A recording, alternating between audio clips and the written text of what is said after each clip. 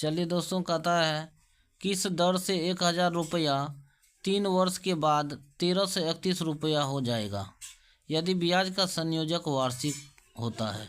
अब देखिए यहाँ जो है दर मांग रहा है, दर कह रहा है किस दर से कह रहा है इतना रुपया 3 वर्ष के बाद 13 से 31 रुपया हो जाएगा। तो दर हमें मालूम करना है कि 1000 रुपया को किस दर पर 3 वर्ष के बाद इतना। तो ये जो दिया हुआ है हम सब चीज़ लिख रहे हैं।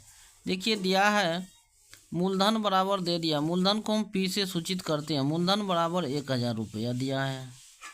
कहता इतना वर्ष के बाद इतना हो जाएगा। जब भी कहेगा तो हम बार बार आपको बोलते हैं, तो ये मिसधन को ए से तो 1331 रुपया। एन यानी समय बराबर दे दिया 3 वर्ष, समय दे दिया आपको 3 वर्ष। आर बराबर व्हाट, हमें आर ज्ञात करना है। चलिए तो हम क्या करते हैं, यहाँ सूत्र का प्रयोग करते हैं। सूत्र का इस्तेमाल करते हैं। हम जानते हैं कि मिसधन बराबर होता है मूलधन इंटू 1 प्लस आर बटे 100 होल पर पावर होता है एन। तो ए का मान दिया हुआ है आपको 1331 बराबर मूलधन दिया हुआ आपका 1000 इंटू 1 प्लस आर बटे 100 होल पर पावर 3 दिया हुआ है।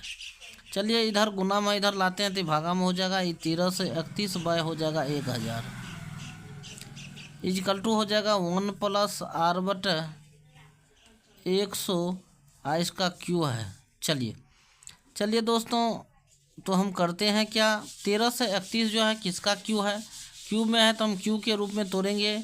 तो ये 11 का क्यू है और नीचे में ही 10 का, तो इसको लिख सकते हैं 11 बटे 10 का क्यू इजकल टू हम लिख सकते हैं 1 प्लस आर बटे 100 होल पर पावर क्यू। देखिए जब भी ये थ्योरी होता है, जब भी पावर बराबर होता है तो आधार एक दूसरे के बराबर हो जाता है। तो इसीलिए हम लिख सकते हैं 11 बटे 10 इजकल टू 1 प्लस आर बटे 100। चलिए इस तरह हम लिख सकते हैं, इसमें कहीं कोई दिक्कत नहीं है। चलिए अब हम क्या करते हैं, इस एक को इधर भेजेंगे तो ये हो जाएगा 11 बटे 10 माइनस 1 बटे 1 बराबर आर बटे हो जाएगा 100। लघुत्तम लेंगे इसका तो 10 होगा तो होगा 11 माइनस 10 इजकल टू आर बटे होगा 100। घटेगा 1 बटे कितना होगा 1 बटे 100 इजकल टू आर बटे कितना होगा 100। देखिए 0 से 0 कटेगा, इसीलिए आर इजकल टू हो जाएगा 10%। यही दर मांग रहा था।